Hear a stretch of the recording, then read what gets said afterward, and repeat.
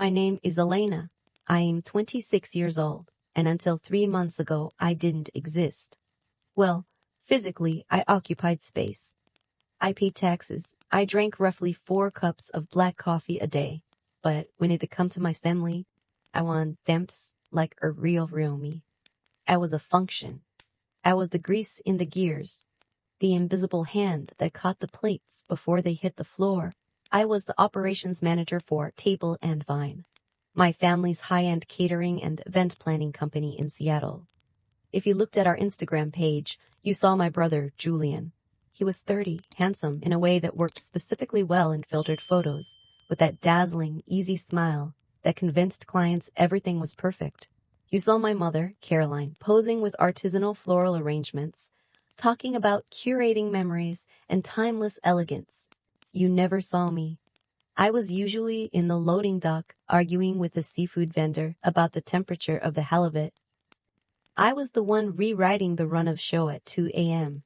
because Julian had promised a client a chocolate fountain we didn't own. I was the one firing the temp staff who showed up drunk. And I was the one apologizing to the venue owners when my mother decided to ignore the fire code because the candlelight looks better this way. I didn't mind the shadows. I told myself that being essential was better than being famous. I told myself that my equity in the company, the 30% I had been promised since I skipped my college graduation to save the business from an audit, was my safety net. I thought I was building a future. I didn't realize I was just building their stage. It all ended on a Thursday. It wasn't an explosion. It wasn't a screaming match in the rain. It was a single notification on a shared digital calendar that I wasn't supposed to see. But before I tell you how I left, I need you to understand why I stayed. There is a specific kind of addiction that comes with being the capable one in a chaotic family. If you have ever been the person everyone turns to when the car breaks down, or the rent is short, or the emotional temperature in the room drops below freezing, you know what I'm talking about. It feels good to be needed. It feels like love, even when it's really just usage. I started working for Table and Vine when I was 19. Back then, it was just my mom making charcuterie boards in our kitchen. Julian was off finding himself in Europe, spending money we didn't have on experiences he couldn't remember. My dad had passed away 2 years prior, and the business was the only thing keeping the roof over our heads. I built it. I don't say that with arrogance. I say it as a statement of logistical fact. I built a vendor database. I negotiated the contracts with the linen suppliers. I created the inventory tracking system so we stopped buying truffle oil we already had. When Julian finally came home, broke and bored, Mom put him in charge of sales and client relations. Because he was charming. He was charming. He was charming. He could sell ice to a polar bear. The problem was, he would promise the polar bear that the ice would be delivered in a heated limousine by 5 me, and then he would go to happy hour and forget to tell me. I remember one specific night last October, the busiest weekend of the year. We had 3 weddings and a corporate gala for a tech giant. It was raining, that relentless gray Seattle drizzle that seeps into your bones. I was in the warehouse staring at a pallet of flowers that had just arrived. They were supposed to be white hydrangeas. They were pink, bright, bubblegum pink. The bride for the Saturday morning wedding had specifically threatened to sue us if she saw a single warm tone in the room. I called Julian. He was at a tasting for another client. "Jules," I said, trying to keep my voice level. "Why are there $3,000 worth of pink hydrangeas on the loading dock?" I heard the clink of silverware in the background. "Oh, hey, Elle." "Yeah," the supplier called. They were out of white. I told them pink was fine. It's a wedding, right? Love, romance, pink. It works. My hand tightened around the phone. "The bride's theme is winter frost, Julian. Everything is silver and white. Pink will look like a Pepto-Bismol accident." "Relax," he said, and I could hear the smile in his voice, the dismissal. "Just fix it. You always fix it. Paint them or something." "I have to go. The client is asking about the wine pairing." He hung up. I stood there in the cold warehouse, staring at the pink flowers. I didn't paint them. I spent the next 4 hours calling every florist in a 50-mile radius. I drove a rental van to 3 different wholesalers in the middle of the night. I paid double the price for my own emergency savings account because the company card was maxed out again. By 6 a.m., the ballroom was a winter wonderland of white hydrangeas. The bride cried tears of joy. She hugged Julian. She hugged my mother. She told them they were magicians. I was in the van, asleep against the steering wheel, smelling like diesel and wet leaves. When I woke up and walked into the venue, my mother rushed over. She looked immaculate in her navy suit. She brushed a stray hair off my forehead, but her eyes were scanning the room, checking the lighting. "Elena, look at this," she whispered. "It's perfect." Julian really pulled it off, didn't he? His vision for the white flowers was just inspired. I blinked, my eyes gritty with exhaustion. "Mom, I switched the flowers." Julian ordered pink. "I drove to Tacoma to get these." She waved her hand, a dismissive flutter. "Details, honey. It's the team effort that counts. You look tired. Go grab a coffee from the back. But don't let the guests see you. You wearing that." She gestured to my jeans and hoodie. I went to the back. I got the coffee, and I watched from the kitchen door as Julian raised a glass of champagne to toast the couple. He looked golden. He looked successful. That was my life. I was the engine room on a ship where everyone else was partying on the deck. I stayed because I believed the lie my mother told me every quarter. "We are building this for the family. When we sell, or when we expand, you'll be set for life. This is your legacy too, Elena." I believed her. I believed that sweat equity was the same as real equity. I believed that blood was thicker than water, and certainly thicker than contracts. If you are listening to this and nodding your head, if you are currently the person staying late to fix a mistake you didn't make, waiting for a thank you that never comes, take a breath. Listen closely, because what happened next is going to happen to you too, if you don't move first. The shift happened in January. We were approaching the slow season, which meant it was time for the annual strategy review. I had spent weeks preparing a pitch. I wanted us to buy a small warehouse instead of renting. I had the numbers. It would save us $40,000 a year within 2 years. It was smart, it was safe, and it was necessary. But the vibe in the office was weird. My mother and Julian were taking a lot of closed-door meetings. When I walked in, they would stop talking. They started using words like pivot and optics more than usual. On a Tuesday afternoon, I needed to check the availability of our lead caterer for a June wedding. I picked up the office iPad. It was usually logged into the general operations account, but someone, Julian, undoubtedly had left it logged into his personal email. I was about to sign out when a subject line caught my eye. RE. Acquisition proposal, final draft. My heart stopped. Acquisition? I know I shouldn't click it. I knew that in the corporate world this was a breach of privacy. But this wasn't a corporation. This was my mother and my brother. This was the family legacy. I tapped the screen. It was an email chain between Julian, my mother, and a massive national event conglomerate called Event Horizon.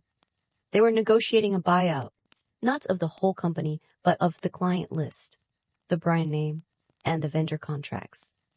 Essentially, they were selling the guts of the business of parts I built. I scrolled down, my breath catching in my throat. I was looking for my name. I was looking for the part where the partners, the 3 of us, would be onboarded or paid out. I found the key personnel retention section. 1. Julian Mercer, Creative Director, 3-year contract. 3-year contract. 2. Caroline Mercer, Brand Ambassador Consultant. Drinking with friends. My mother was in her office, on the phone with the buyers, her voice low and excited. I walked to the main server closet. This was the heart of the business. The client database, the contracts, the years of historical data. I didn't delete anything. I simply logged out of my personal administrator account. I reset the main password to the one I had written on a sticky note. Table Vine 202-206. I stuck the note on Julian's computer monitor. Then, I took the master key off my ring. I walked into my mother's office. She looked up, annoyed at the interruption. She covered the mouthpiece of the phone. What is it, Elena? I'm on an important call. I'm leaving, Mom? I said softly. She waved her hand at me, shooing a fly. Okay. We'll do a goodbye dinner next week or something. Just close the door. I looked at her one last time. I looked at the woman who had taught me to tie my shoes, who had sat by my bed when I had the flu, and who had just negotiated a contract that erased my existence so she could retire to a condo in Scottsdale. Goodbye, Mom, I said. I placed the key on the edge of her desk. She didn't look at it. She turned back to the window, laughing at something the person on the other end of the line said. I walked out. The heavy glass door clicked shut behind me. I stepped out into the Seattle rain, took a deep breath of cold, wet air, and felt the weight of the world slide off my shoulders. I got into my 10-year-old sedan, drove to my small apartment, and ordered a pizza. I sat on my floor, eating pepperoni pizza and watching a documentary about penguins. I thought I would panic. I thought I would reach for my phone every 5 minutes. But the silence wasn't scary. It was honest. For the first time in my life, nobody needed me. And it was the most beautiful feeling in the world. The first 3 days of my retirement were quiet. I slept. I cleaned my apartment. I actually read a book instead of falling asleep with it on my chest. I knew the chaos was coming. I knew the rhythm of the business too well. The first of the month had passed. The Miller wedding was over. I heard later the napkins were the wrong color, but they survived. Now, the real work was starting. The inventory orders for the upcoming weekend needed to be placed by Tuesday at noon. The staff schedule needed to be finalized by Wednesday. The permits for the outdoor tents for the charity gala needed to be physically picked up from City Hall by Thursday. I knew this. They did not. On Wednesday morning, my phone rang. It was Julian. I watched the screen light up. Julian. Mobile. I let it ring. It went to voicemail. 2 minutes later, a text. Hey Elle, quick question. What's the login for the vendor portal? The password on the sticky note isn't working for the invoicing side. I didn't reply. The password on the sticky note was for the portal, but Julian had likely typed it wrong, or caps locked it, or was trying to use his old username instead of the admin one. I took a sip of my coffee. I deleted the text. An hour later, Mom calling. I let it go to voicemail. Elena, pick up. The tent guy is saying we don't have a permit for Saturday. You always handle the permits. Call him and fix this. I listened to the voicemail and felt a phantom spike of adrenaline. Fix this. The command triggered my muscle memory. My hand twitched toward my laptop. I knew exactly who to call at City Hall Barbara in zoning. She liked chocolate. I usually brought her a bar when I picked up the papers. I could fix it in 20 minutes. I put the phone down. Not my circus, I whispered to the empty room. Not my monkeys. By Friday, the silence had turned into a barrage. 14 missed calls, 22 texts. Where is the contract for the DJ? The seafood vendor says we're on credit hold. Why didn't you pay the bill last week? Elena, this isn't funny. We have a gala in 24 hours. I didn't block them. I needed to know the blast radius for my own protection. But I didn't engage. On Saturday morning, I decided to leave the apartment. I needed to get groceries. I was in the produce aisle, squeezing avocados, when I heard a familiar voice. Elena, oh my God, Elena. I turned. It was Sarah, the owner of Velvet and Bloom, our primary florist, the one who had saved me during the pink hydrangea incident. She looked frazzled. Her hair was pulled back in a messy bun, and she had dark circles under her eyes. Sarah, I smiled. Hi, how are you? She abandoned her cart and rushed over to me, grabbing my arm. How am I? I'm having a heart attack. I've been trying to reach you for 3 days. The email bounced back saying you're gone. I resigned, I said quietly. Last week. Sarah's eyes went wide. You resigned? But who is running the logistics for the Blackwell Gala tonight? Julian and my mother, I said. Sarah let out a sound that was half laugh, half so. Julian called me at 6 a.m. today. He wanted to change the centerpieces for a gala that starts at 5 p.m. He thought flowers just appear. He didn't know the lead time. He screamed at me, Elena. He told me I was incompetent. She paused, looking at me with genuine fear. He didn't send the final deposit check. I can't deliver the flowers without the deposit. It's company policy. The system locks me out. I nodded. I knew the policy. I usually hand-delivered the check 2 days prior. I'm sorry, Sarah, I said. That sounds stressful.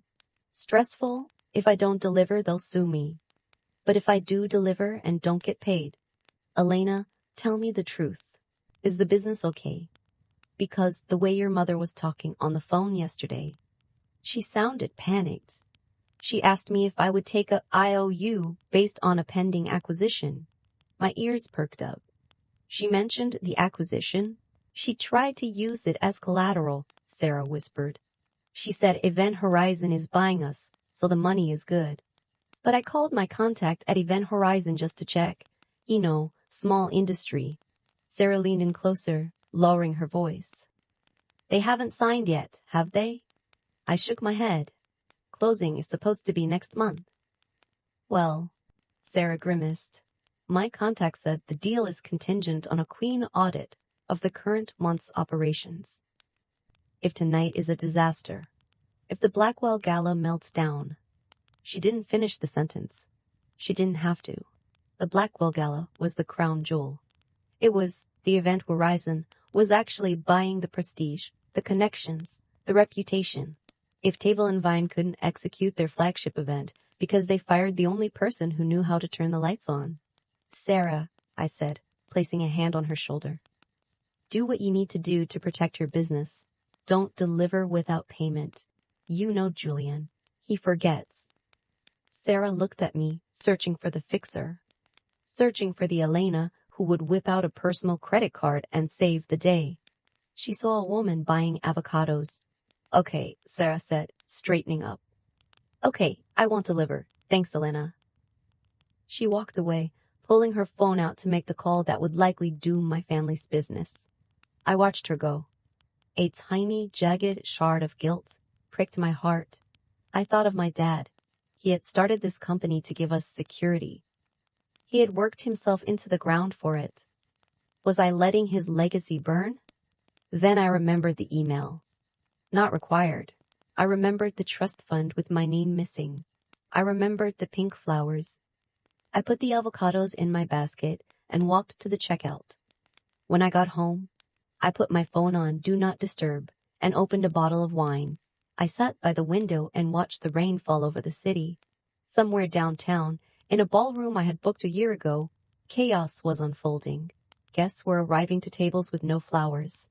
The tent permit was likely missing, meaning the fire marshal might shut down the patio. The gluten-free cupcakes weren't there. And for the first time in 7 years, my hands were clean. But the silence didn't last. At 11:30 p.m., a knock pounded on my apartment door. Not a polite knock. A frantic, desperate hammering. I froze. I looked through the peephole. It was my mother.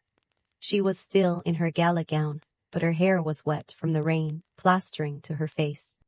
Her mascara was running. She looked 20 years older than she had last week. She pounded again. Elena, I know you're in there. Open the door. I hesitated. This was the moment. This was the confrontation. I unlocked the deadbolt and opened the door. My mother stood there, shivering, clutching her clutch bag like a weapon. Behind her, Julian was pacing in the hallway, looking pale, his bow tie undone. You, my mother hissed, pointing a trembling finger at me. You did this. You sabotaged us. I leaned against the doorframe, crossing my arms. I felt a strange calm settle over me.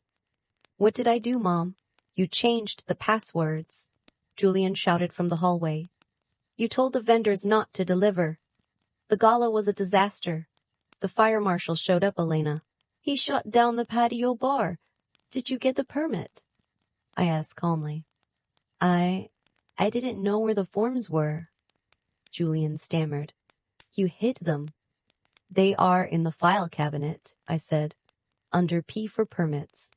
Alphabetical order, the same place they have been since 2019. My mother pushed past me, storming into my small living room. She spun around, her wet dress dripping onto my rug. Event Horizon had a scout there tonight, she said, her voice shaking with rage. They saw everything. They saw the empty tables. They saw the fire marshal. They sent an email 10 minutes ago, Elena. They are pausing the acquisition, pending further review of operational stability.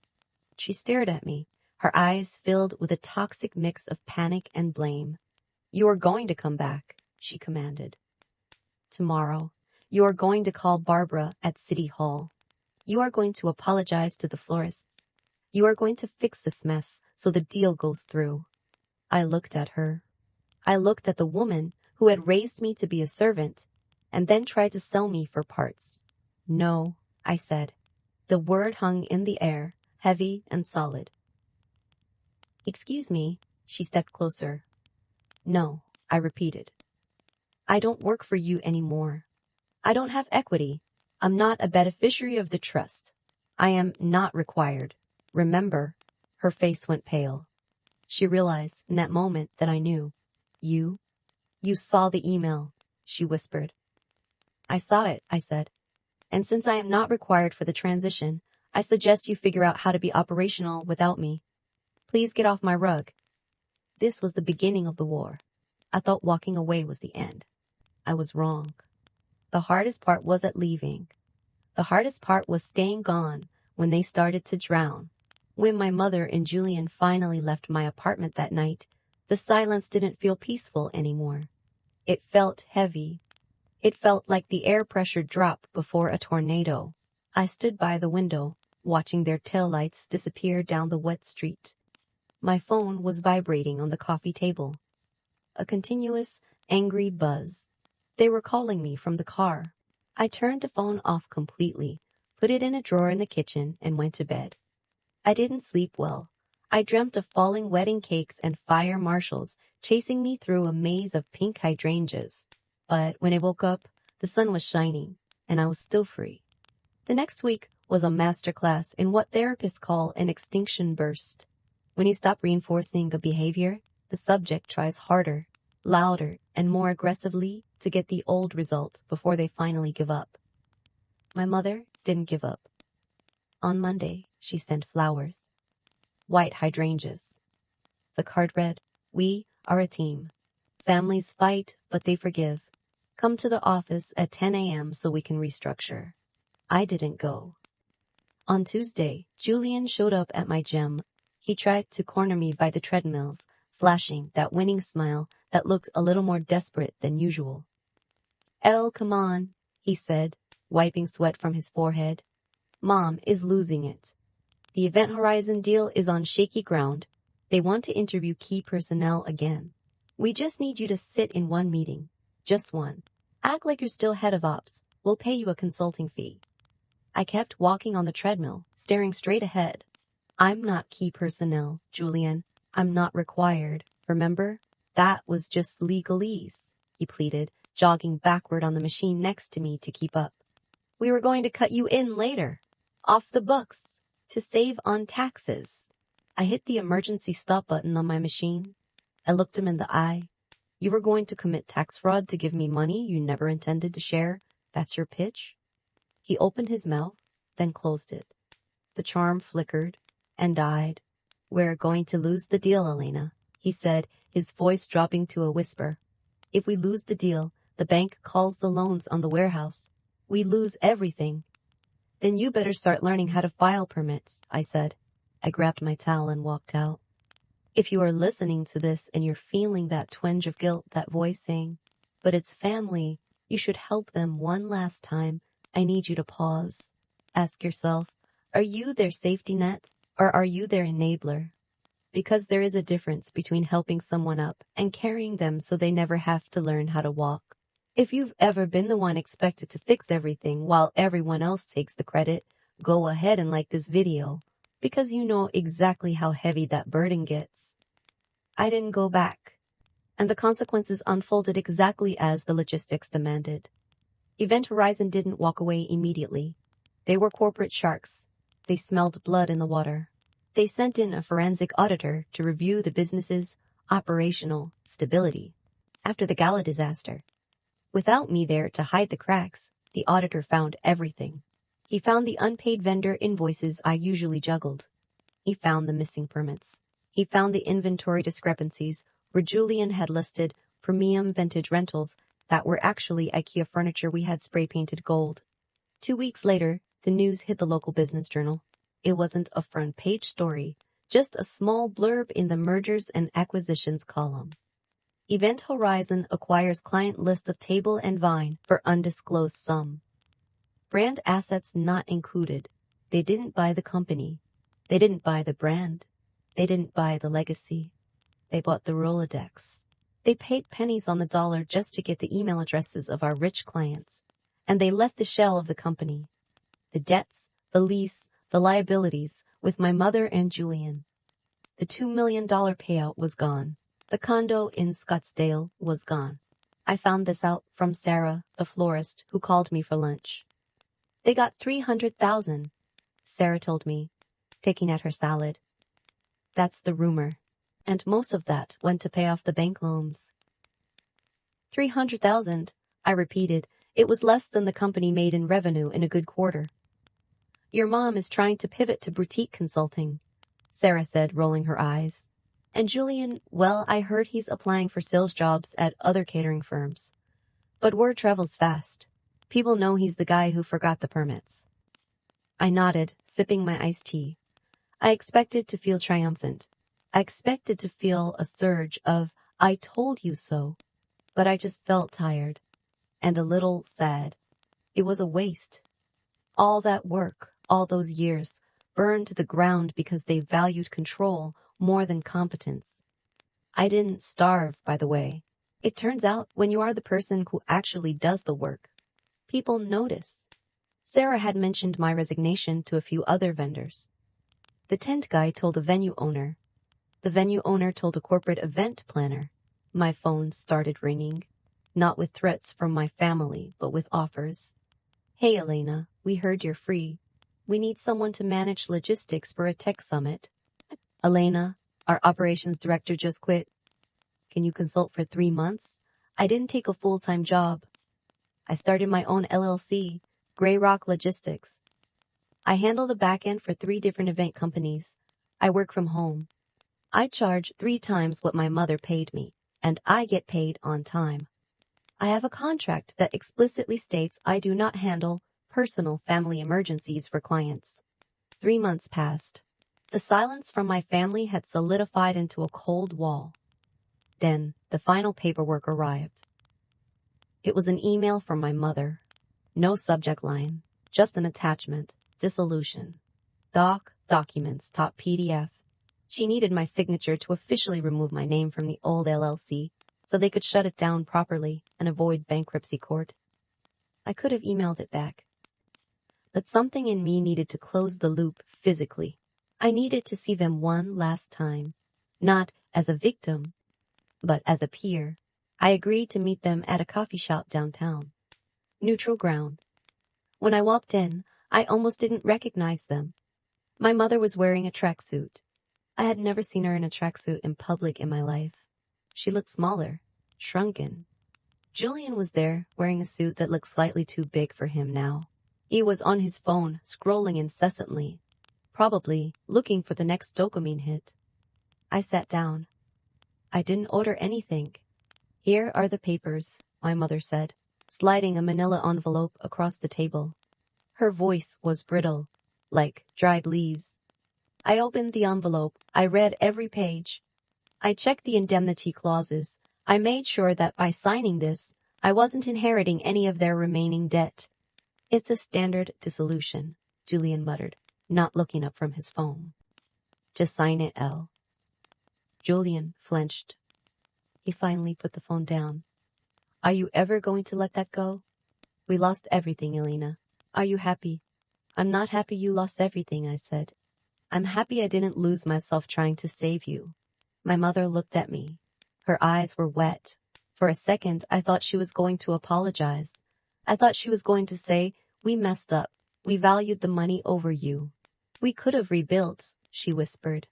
If you had stayed, we could have bounced back from the gala. You gave up on us. I stopped writing. I looked at her, really looked at her. I didn't give up, Mom, I said. I was fired. You fired me the moment you wrote that contract. I just accepted the termination. I finished signing. I pushed the papers back across the table. There, I said. You're free. No more Elena holding you back. I stood up to leave. Wait, my mother said. Her hand twitched toward mine, then stopped. What are you doing now? Sarah says you're working for the competition. I'm working for myself, I corrected. We were thinking of starting a podcast, Julian blurted out. About the event industry. Failures and fixes. We could use a producer, someone to handle the technical side. We can't pay much yet, but... I stared at him. It was almost impressive. The absolute, unshakable delusion. They were standing in the wreckage of a 20-year business, and they were already looking for a way to use me to build the next scaffold. No, I said. Just think about it, Mom added. We're family. I picked up my bag. I have thought about it, and the answer is no. I don't fix things anymore, Julian. I just manage risks. And you too? You are high risk, zero return. I turned and walked out of the coffee shop. I didn't look back. I knew if I turned around, I would see them huddled together, probably already rewriting the narrative. They would tell themselves I was cold. They would tell themselves I was ungrateful. They would tell their future podcast listeners that they were victims of a cruel market and a treacherous daughter. Let them tell the story. I have the receipts. The funniest thing is, about a week ago, I got a LinkedIn notification. Julian had updated his profile. Julian Mercer, CEO and founder, The Phoenix Project. Bio, expert in resilience and overcoming corporate betrayal. I laughed out loud in my quiet, peaceful apartment. I didn't comment. I didn't react. I blocked him. Because here is the truth about revenge. Real revenge isn't setting their house on fire. It isn't exposing their secrets to the world. It isn't screaming until you lose your voice. Real revenge is simply removing your labor from their lives and watching them realize exactly how much you were carrying. It is the silence where the fix used to be. It is the empty chair where the safety net used to sit. It is the realization that without you, they are just ordinary people with big ideas and no way to execute them. I am still Elena. I still drink black coffee. I still like spreadsheets. But now, when I solve a problem, the check clears in my name. And my calendar? It's completely full. But the only people on it are the ones who know that my value isn't not required. If you are listening to this, and you are currently holding up the sky for people who wouldn't hold an umbrella for you, put your arms down. Step back. Let gravity do its work. It will be loud. It will be messy. They will blame you for the crash. But for the first time in your life, you will be free to build something that is actually yours. And trust me, the view from the other side is worth every single awkward conversation.